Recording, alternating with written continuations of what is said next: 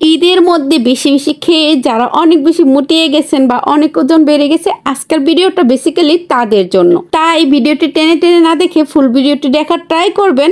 আশা করি সম্পূর্ণ ভিডিওটি দেখলে আপনারা অনেক বেশি হেল্পফুল হবেন। আসসালামু আলাইকুম, সবাই কেমন আছেন? আশা করি ভালো আছেন। আলহামদুলিল্লাহ, আমি অনেক বেশি ভালো আছি। ঈদ চলে গেছে, বেশ কয়েকদিন হয়েছে। তো যাই হোক, ঈদের আনন্দটা প্রায় শেষই হয়ে গেল। ঈদের আনন্দে তো সবাই অনেক বেশি খাওয়া দাওয়া করছেন। তো যাই হোক, এর জন্য কিন্তু প্রায় কম বেশি সবারই একটু ওয়েট বেড়ে গেছে। তার জন্য কিন্তু আপনারা চাইলে কিন্তু এই ওটসের চাপড়ি রেসিপিটা ট্রাই করতে পারেন। অনেক বেশি হেলদি, প্লাস পেটটা অনেক বেশি ভরা রাখে, আর বানানো কিন্তু একদম ইজি।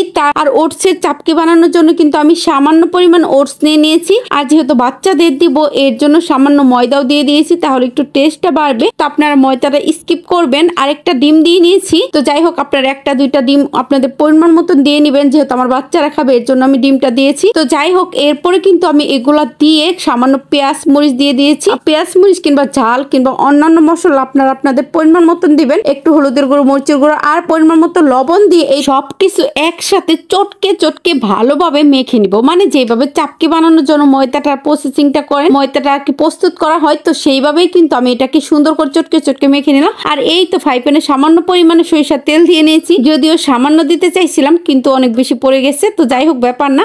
আর আপনারা চাইলে কিন্তু ওটসের চাপড়িটা সুন্দর করে অলিভ অয়েল কিংবা সয়াবিন তেলও ভাজতে পারেন। সামান্য তেল দিয়ে ভাজবেন। তো যাই হোক, আমি কিন্তু এখন চাপড়িটাকে সুন্দর করে দিচ্ছি, মিল করে দিচ্ছি, না হলে দেখা যাবে সুন্দর করে চারপাশে মিল করে দিচ্ছি, না হলে দেখা যাবে এক জায়গায় মোটা থাকবে আর এক জায়গায় পাতলা হবে। তখন দেখা যাবে এক জায়গায় সিদ্ধ হবে, আরেক জায়গায় হবে না। তো যাই হোক, এগুলো কিন্তু সুন্দর করে মিল করার পরে তেলটাকে চারপাশে সুন্দর করে দিয়ে এই আর মিল করে দেওয়ার পরে কিন্তু একটা ঢাকনা দিয়ে সুন্দর করে ঢেকে দিব, তাহলে সুন্দর করে সিদ্ধ হবে। আর জালটাকে একদম মিডিয়াম টু লো আছে রাখবেন। আর ওই ফাঁকে কিন্তু আর দুইটা ডিমও সিদ্ধ করে নিচ্ছি। তো যাই হোক, এই তো দেখেন, আন্টি যেহেতু আজকে আসে নাই, এর জন্য কিন্তু সব কাম নিজেদের ঘাড়েই পড়ছে। এই তো প্লেটগুলো সুন্দর করে মেজে নিচ্ছি। হালকা টুকিটাকে আর কি থালা বাসন ছিল, যদিও আমরা সবকিছু ধুয়েই রাখি, মানে ভারী পাতিল গুলা কয়েকটা থাকে আর কি, এগুলো অ্যান্টি টুকিটাকি করে। তো যাই হোক, এখন এগুলো সুন্দর করে ধুয়ে নিচ্ছে। এই ফাঁকে চাপড়িটা হতে হতে আর মেয়ে এসে মাঝে মাঝে একটু দুষ্টুমি করতেছিল, অবশ্যই মাশাআল্লাহ বলবেন। সাথে বেসিনটাকেও সুন্দর করে আমি ধুয়ে নিব, যেহেতু আন্টি সুন্দর করে ধয় না, হালকা একটু ধোয় আর কি। তো যাই হোক, থালা বাসন গুলো মাজা শেষ। এখন সুন্দর করে পানি দিয়ে এটাকে ওয়াশ করে নিব। তো এই তো দেখেন, আমি সুন্দর করে একে একে সবগুলোই ওয়াশ করে নিলাম।